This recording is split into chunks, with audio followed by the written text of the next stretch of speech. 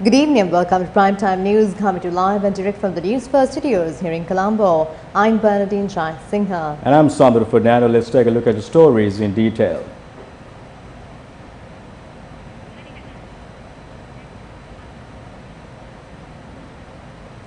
An aircraft left Sri Lanka this evening to repatriate 33 Sri Lankan students trapped in Wuhan, China, which is in lockdown since the first case of the coronavirus outbreak was reported.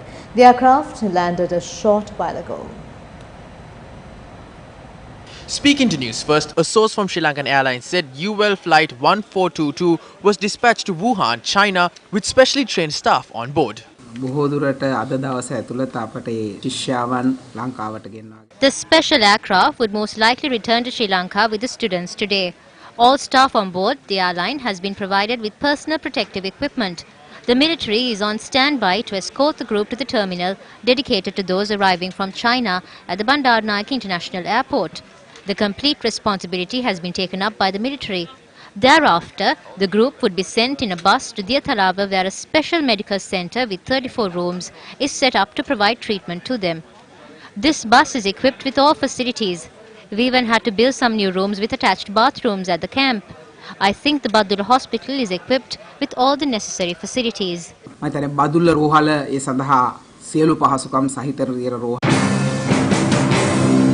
61 Sri Lankan students returned from the Chinese cities of Sichuan and Chengdu this morning. The Sri Lankan embassy in China tried their best to return us on a free flight. However, they did not receive permission of the Chinese government. Several countries too did not receive permission. There are several Sri Lankans in Wuhan. Their stock of food might end within a week. Food stocks are over at supermarkets. Everyone in Wuhan are facing several difficulties. We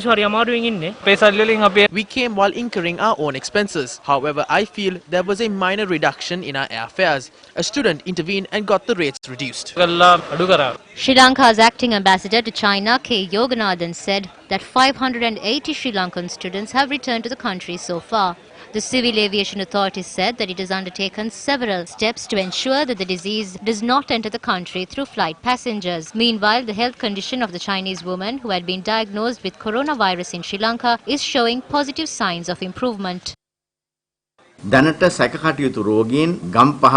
These patients suspected to have contracted the coronavirus are currently receiving treatment at the Gampaha hospital. There are 8 such individuals at the Kandy General Hospital, 2 at the Karapitiya Base Hospital and 1 at the Ratnapura Teaching Hospital. 9 patients are at the IDH. All passengers arriving from China have undergone a complete medical process. With the World Health Organization declaring the coronavirus outbreak as a global emergency, all passengers arriving in the island will be compelled to undergo this medical procedure.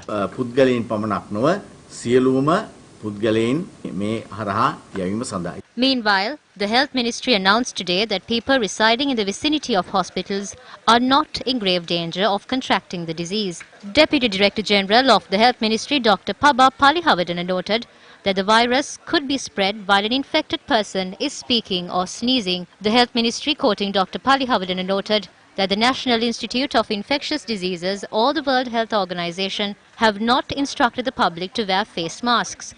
The statement added that it would be sufficient for those associating with infected patients to wear face masks. The Medical Research Institute of Sri Lanka, located in Borella, will be carrying out tests on people who have contracted the coronavirus.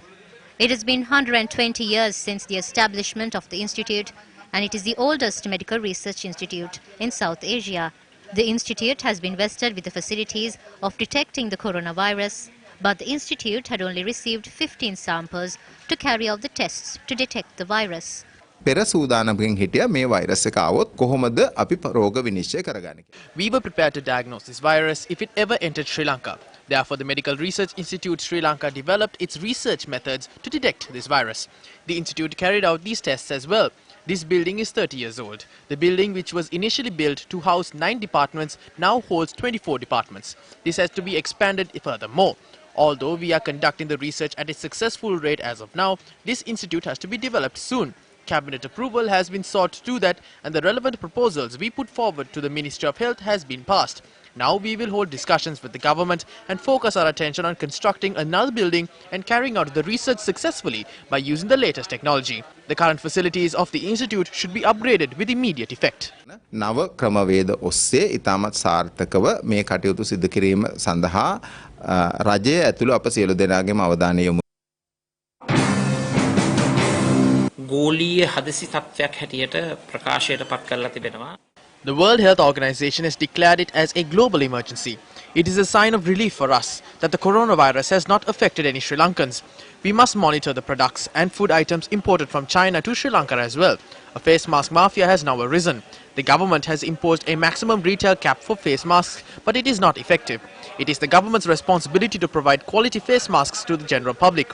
We need a national plan and a strategy to address this issue. I propose that a special task force is appointed to combat this issue. We must also assess and try to quantify the possible damage this virus could cause for the local economy. 43 international airline companies have halted flights to China. When such leading international organizations make such a decision, what measures will Sri Lankan Airlines take? තීන්දුව తీරන ගන්නකොට ශ්‍රී Lankan airlines ගන්න පියවර කුමක්ද? The World Health Organization declared the China coronavirus outbreak a global emergency today as cases spread to 22 countries.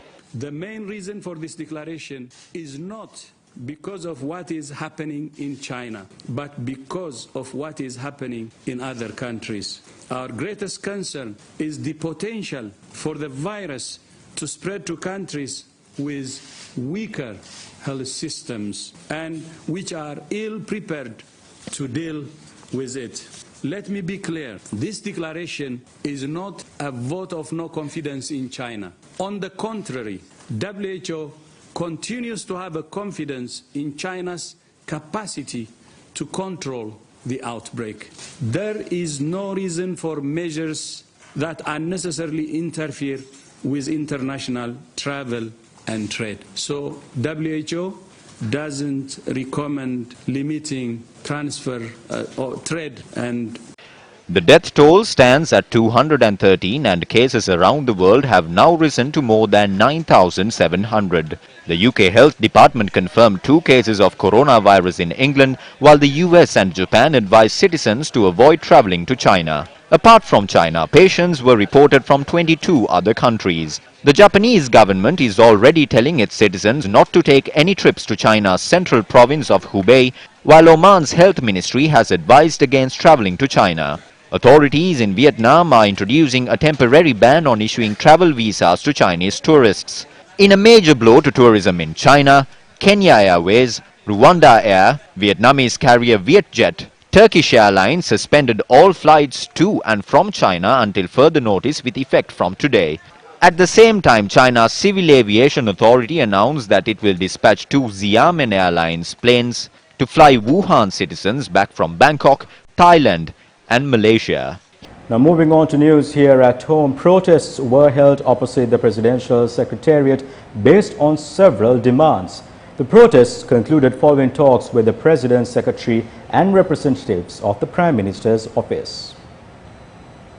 A group of individuals claiming to have been sacked from the Department of Archaeology and the Ceylon Petroleum Corporation since the new government came into power staged a protest from last evening until this morning.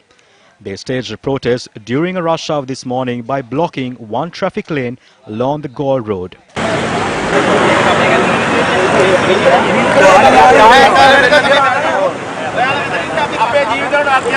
The protesters removed themselves from the road after receiving permission to engage in a discussion with Secretary to the President P.B. Jayasundara. Meanwhile, a group claiming to have lost their jobs at the Department of Archaeology temporarily called off their protest following the meeting with the President's Secretary. They gave us a 1-month extension. Accordingly, we will report to work from tomorrow onwards. They promised to give us permanent employment by next month. Therefore, we are calling off the protest from today.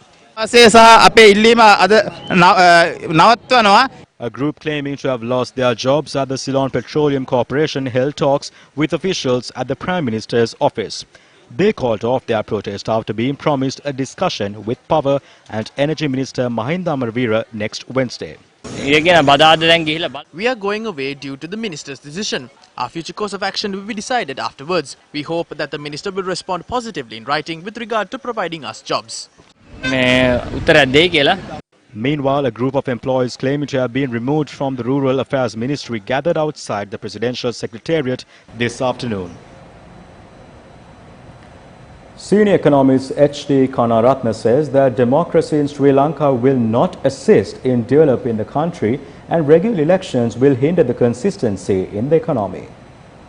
A public lecture titled Entrepreneurial Thinking and Public Sector Reforms, The Way Forward was held at the Centre for Banking today.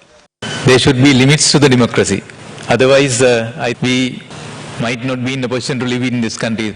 Because when the investors are coming into the country, they cannot freely walk in the streets. There are so many protests and they try to fly away from the country. So this is the democracy that we had. So therefore, this five-star democracy is a questionable thing for our developments. The East Asian approach for reform. How the East Asian countries, starting from Japan, South Korea, all these East Asian countries came out of the developing world and joined the developed world. So which of course that is fundamentally important concept. That in East Asia, that do we believe that there was a five-star democracy like those countries? When you think about the Korean model of development, the Korean model of development is, you can see, the army general who had the patriotism in Korea, he started dictatorship. And even Japanese case, there is no five-star democracy in all the East Asian countries, even Singapore. But it is not a democratic country, because the important thing that you can see, democracy and policy consistency. If you have democracy, what is the most admired thing? Have the elections all the time, either every year election or either 5 years time election, many elections, then you appoint new people, new public sector people, and you are spending more money, you are going behind illusion. But all the East Asian countries, if you carefully studied that at least 10 years, at least 15 years, no such change happened.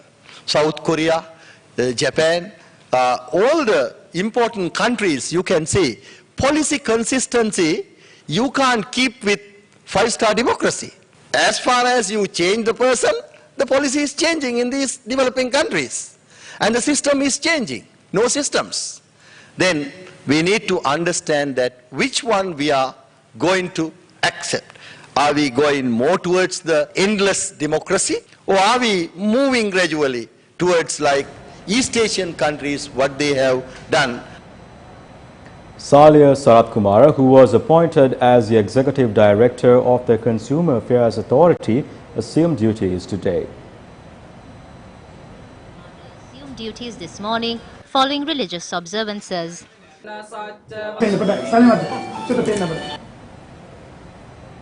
The Podujana Eksat Peramuna convened last night and decided to amend its party constitution.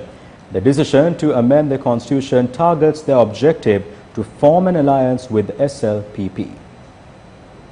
The Podujana Eksat Peramuna that convened last evening under the auspices of the chairman of the Sri Lanka Freedom Party, Maithripala Sirisena, approved the new party constitution and laid the legal foundation to appoint two joint leaders.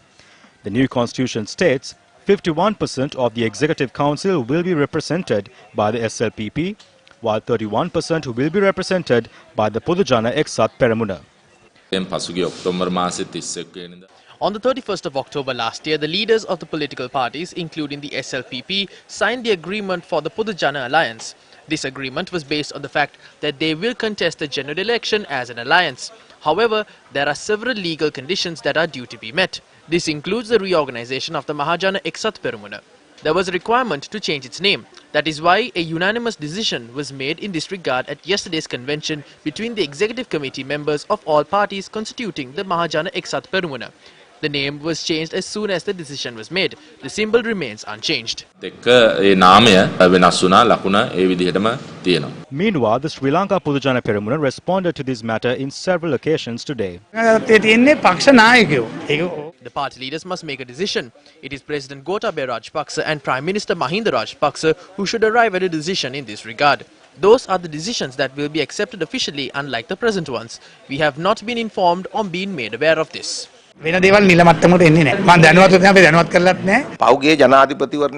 Those who genuinely support the Sri Lanka Podujana Perumana while being in the Sri Lanka Freedom Party during the presidential election can join the SLPP. The SLPP clinched a massive victory at the provincial and the presidential elections. The public has had the faith on the government over the past 1.5 months. Therefore, I challenge the SLFPers who are claiming to have a voter base of 1.5 million that their vote bank is much lower. They are trying to secure positions in the next government by saying that they would assist in forming a parliamentary majority using their voter base. The SLFP should contest separately, secure their seats and then assist in forming a two-third majority. ආසන ප්‍රමාණයක් අරගෙන අන්න එතනදි 3න් 2 හදන්න සහයෝගය දක්වන්න කියන එක. Parliamentarian Nalin Bandara spoke about powers that will be vested with Sajith Premadasa when leading the proposed alliance. An agreement has also been reached to nominate Sajith Premadasa as the Prime Ministerial candidate, in addition to vesting him with the powers to appoint the General Secretary, initiate disciplinary action and to lead the nomination board of the alliance. The working committee has decided to appoint Sajith Premadasa as the leader of the broad alliance. A decision has also been made to entrust him with the task of heading its nomination board.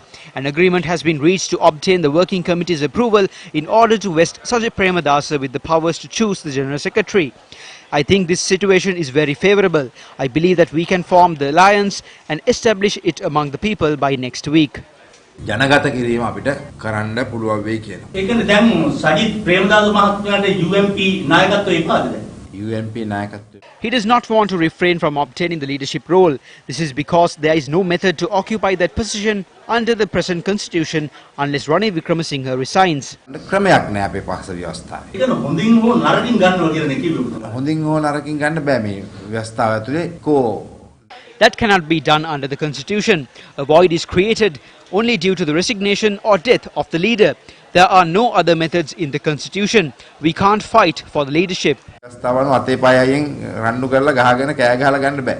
දැන් ඊයේ දැනගත්ත ඒ කාරණේ. ඊයේනේ අපි දැනගෙන හිටියාගෙන අපි වෙනත් පුරුල් සන්දාන කියනවා කිව්වේ. හංසයාගෙන් දාපුවා ලකුණ පිළිබඳව අපි සාකච්ඡා කරනවා. හංසයා ගැන එහෙම කතාවක් නැහැ. ලකුණ තාම විවෘතයි. ලකුණ ගැන සාකච්ඡාවක් තියෙනවා. ඔබතුමාලා ඊයේ වෙච්ච මේ නායකත්වයේ සටනේදී වෙච්ච දේ ගැන ඔබතුමාලා එකගද දැන්? අපි එකගයි. දැන් පෙරළු පිට හොඳයි කියන එක නේද ඔය කියන්නේ? නෑ නෑ පසුගිය වකවානුවේ අපි මේ කතාව කිව්වා. We were saying that we would be forming a broad alliance. Therefore, they have resolved their problems as to whether a small group headed by Ranil Wickremesinghe will constitute the alliance. කාරණයක්. ඒගොල්ලෝ විසඳගෙන තියෙනවා. ඒගොල්ලෝ මේක ඇතුළට එනවා. ඒ කියන්නේ UMP ව්‍යවස්ථාවේ ඒකාධිපති. ඒකාධිපති ස්වරූපයක් තියෙනවා. ඉතින් අපි ඒක ඉදිරියේදී ප්‍රජාතන්ත්‍රවාදීකරණය කරන්න බලාපොරොත්තු වෙනවා. රනිල් පාර්ශවයටත් නාම යෝජනා හම්බ වෙයිද ඒගොල්ලෝ? මේ පාර්ලිමේන්තුව We will give nominations to all parliamentarians and then give the remaining nomination slots through different methods. ඔස්සේ නාම යෝජනා ලබා දෙනවා. ඒකම් දූරේ සඳහා මොනවා හරි නමක් යෝජනා වෙලා තියෙනවද මේ විදිහට? අපි ඒක හෙටානට ඉදිරිපත් කරන්න ඔබතුමාලට. ඔබතුමාලා පිළිගන්නවා අපේ නායකයා මේ රනිල් වික්‍රමසිංහ මහතාම තමයි එජාපේ නායකයා අපි ඉදිරියට කියන්නේ. අපේ පුළුල් සන්දානයේ නායකයා සජිත් ප්‍රේමදාස බෞද්ධ. Meanwhile, another media briefing was held at the UNP headquarters, Sirikota, today. තන්දානේ නායකයා හැටියට අනිවාර්යයෙන්ම එතුමාට බලය තියෙනවා තමන් කැමති. As the leader of the alliance, he definitely has the power to elect anyone he likes, and as the secretary, he can appoint anyone according to the wishes of the leaders within the alliance. I don't think there is any problem. There is no need to cause any suspicion. The main issue here will be the nomination process because Sajith Premadasa is the committee chairman and he has all the right to direct this election to his wish. Basically, as the UNP leader, Ranil Wickremesinghe can implement any suggestions through a common agreement. He has been granted all this power. The working committee has handed over all that is needed to secure a win for the UNP.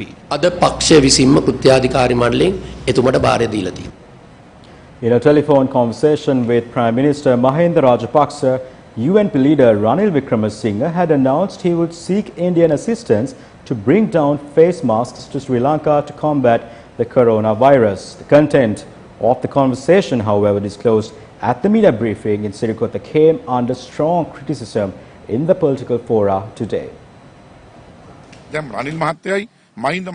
Both Ranil and Mahinda have developed a strange affection.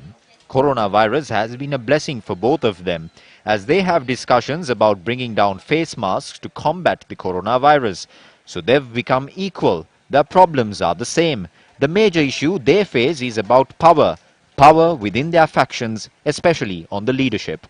Both are accused of robbing the central bank. So all in all, both are equal now. With all these surrounding, the deal between these two is clear with the discussion on the face masks.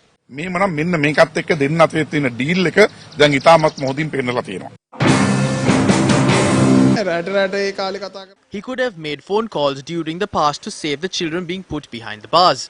There may have been others who make phone calls at night who say one thing during the day and other things during the night.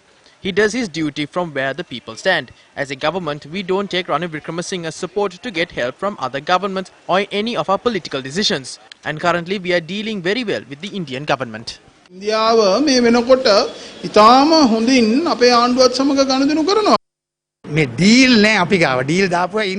We don't have deals, but there are some. If those deals were implemented, a lot of them would be in jail and they won't be able to talk in public. There is a group who looted millions and billions. We are developing this country, so we are not calling anyone at night. Some in the UNP are useless. They can't even speak out when their members are sacked. Against such a backdrop, they are trying to point out the faults of the government.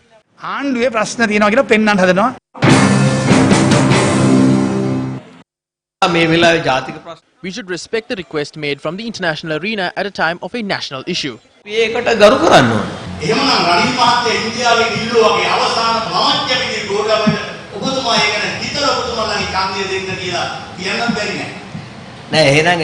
No, if so, he has to join our party. He can't be part of the vision of prosperity. For that, the only option is to join our political force.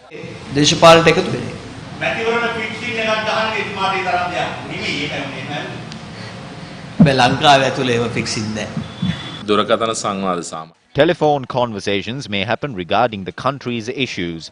To our knowledge, there is no deal between Mahinda Rajapaksa and Ranil Wickremesinghe. Especially as the former Prime Minister, there is no restriction for him to present an idea. I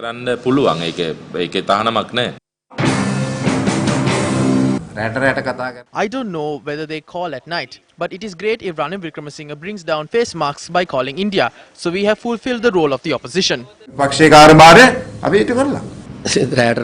I am unaware if they make telephone calls at night. However, there were several phone recordings with Ranjan Ramanayake. But normally these discussions done at night are not publicized. They may be engaging in a friendly conversation.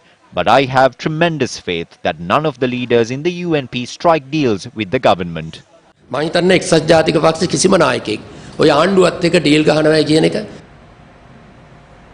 The remains of a wildlife officer who was killed in a wild elephant attack will be brought to his home tonight. The officer had died during an operation in the Tambuttegama area.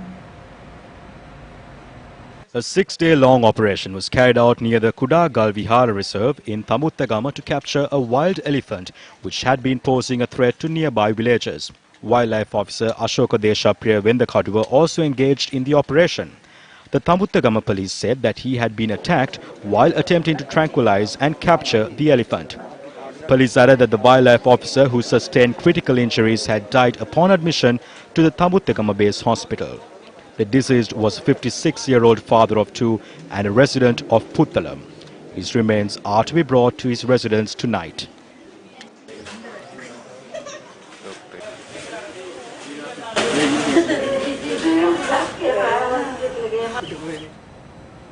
A lifestyle exhibition was held in BMICH today which showcased Pakistan's culture and traditions. Was organized by the Pakistani High Commission and saw the participation of several dignitaries, including Pakistani High Commissioner, retired Major General Muhammad Saad Khatak, and Minister of Small and Medium Businesses and Enterprise Development, Vimal Veeravansa. Pakistan and Sri Lanka have a very deep-rooted friendship that not only covers our defense-related relations, but also covers our trade relations and people-to-people contacts. But when it comes to the bilateral trade relations, we have a great capacity still to cover. I would also like to communicate to the Pakistani entrepreneurs who are here. We would welcome you, we would support you all the way in your endeavors here. We are very much interested to support small and medium scale industries. We trust the geographical board are not issued for do business today since technology and transport are rapidly development in the world. We are living in South Asian region, mainly in SAARC region, where economy is rapidly booming. Sri Lanka and Pakistan, both countries could engage with more business under these developed business conditions. Propaganda Secretary of the Frontline Socialist Party, Pubudha Jagora, expressed these views regarding the Millennium Challenge Corporation Compact. The MCC is an institution established to provide aid to many countries in the world. However, it is not transparent as claimed. The board of directors consists of 4 people, namely the State Secretary of the US Department of State, a Treasury Secretary, a representative of the Department of Trade, and the US International Development Agency. The operational board is made up of these 4 individuals and 4 other businessmen. The CEO of the MCC is Sean Krankes, who is US President Donald Trump's deputy assistant and an advisor to the White House. Those involved in handling the MCC are involved with the US government. Sri Lanka has been given $480 million as a major grant. Where do we get this from? It is the US Congress that allocates the money. MCC has signed agreements with 29 countries and Sri Lanka signs in as the 30th country. The MCC agreement has a flowery story in which the US gives Sri Lanka $480 million. $350 million is spent to improve the logistics system, while $67.5 million is being granted for land settlements. This will see the demarcation of lands and the preparation of deeds while upturning Sri Lanka's land law before releasing lands to the global capital market. Meanwhile, police recovered a stock of heroin worth street value of 2 billion rupees in Mandargama yesterday. State Minister Ranil Wickremesinghe shared the following views following an event in Kalutara. This time, drugs weighing nearly 200 kilograms and a weapon were recovered. Where are these drugs being sent to and who is using them? Could this not be your child? Would you know if your child is using drugs? How many similar rackets could be taking place opposite schools? I can responsibly say that our children are not safe. If we go to the root cause of this, there are politicians involved. State officials are involved. Those enforcing the law are involved. How many activities which are harmful for society is taking place? Brexit is due in less than 24 hours. Zeenat Musafir has more on this. As we bid farewell to 2019, we welcomed a new year and a new decade with a plethora of uncertainties. With many diverting their attention to the coronavirus, many other global developments seem to have been blotted out. And one such is Brexit, that is due in less than 24 hours. Brexit is the withdrawal of the United Kingdom from the European Union. Following a June 2016 referendum, in which 51.9% voted to leave, the UK government formally announced the country's withdrawal in March 2017, triggering the beginning of the Brexit process. UK's current Prime Minister Boris Johnson is due to address the nation in a speech at 22 GMT today, as the UK prepares to leave the European Union after 47 years. The UK, as it stands, will leave the European Union on 31st of January this month with a withdrawal deal, and will again go into there will be a transition period until the end of 2020. During this period, so throughout this year, the UK will remain in the EU customs union and in the single market. So GSP Plus will fully apply also during this year with regard to exports to Great Britain. Now what happened after that day, so from next year onward, will essentially depend on the UK and their new trade policy. The European Union is Sri Lanka's largest export destination. 34% of the total exports to the European Union are claimed by Great Britain. Now, how will Brexit impact Sri Lanka? In 2018, Sri Lanka's exports to the European Union stood at 2.8 billion euros, while imports from the European Union stood at 1.6 billion euros, with a trade balance of 1.3 billion euros in favor of Sri Lanka. Sri Lanka exports almost 8.5% of its total exports to the UK. So it's a significant market, and most of our exports go through GSP. So losing that overnight or losing that in the immediate term will have a negative impact on our export sector. If Brexit leads to an economic downturn in the UK, that would have an impact on our export market because of demand reducing. We have the option of either going to higher value exports. So right now we are very dependent on the EU and the US. So some diversification into the Middle East or even East Asia, particularly in the ASEAN region, would be preferable. For the time being, this year nothing changes. At least we have a bit of time. But Sri Lanka will have to negotiate its way with Brexit, and it needs to be in a good position to trade. Sri Lanka, it really needs to come up with a strategy to face these incredible challenges. Basically, there was quite an impressive movement towards trade tariff reduction at the end of the 70s and the 80s in Sri Lanka. At that time, Sri Lanka was ahead of the curve, but then there was a boomerang effect. By 2010, the level of protection, the Sri Lankan economy as a whole, it was basically back to the level of the 80s. Between 2013 and 18, the export of Bangladesh to the EU increased by 70%. Exports of Vietnam to EU, they increased by 80%. So these figures are a bit of a signal of the potential that exists in Sri Lanka. Leaving the European Union will turn a new page to Britain. Whereas for Sri Lanka and the global economy, the implications of Brexit are yet to be quantified. Promising you to bring you all the latest developments, this is Zeenat Musafir signing off, wishing you a happy Brexit. Chairman of the Export Development Board, Prabhash Subasinghe, said Sri Lanka targets to export $18.5 billion in 2020. In 2019, we exported $16.1 billion of goods and services from our country, which is a marginal increase year on year. Service exports, which is part of the $16.1 billion, have shown a relatively decent increase year on year, whereas the merchandise exports have shown almost no growth. In 2019, we've achieved 87% of the budget we've set for the year. Sri Lanka's major export markets are the US, almost at $3 billion, UK, just under $1 billion, India, $759 million, Germany, $646 million, and Italy at $500 million. The main export regions, number one, which is the European bloc, almost at $3.5 billion, US almost at $3.1 billion.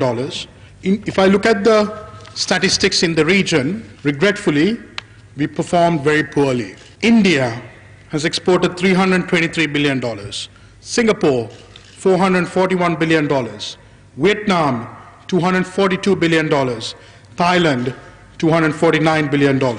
Our export revenue as a percentage of GDP is only 22%, whereas the percentage of GDP for Vietnam is almost 100%, Singapore 176%. The target for 2020 is an ambitious target. We're looking at $18.5 billion for 2020.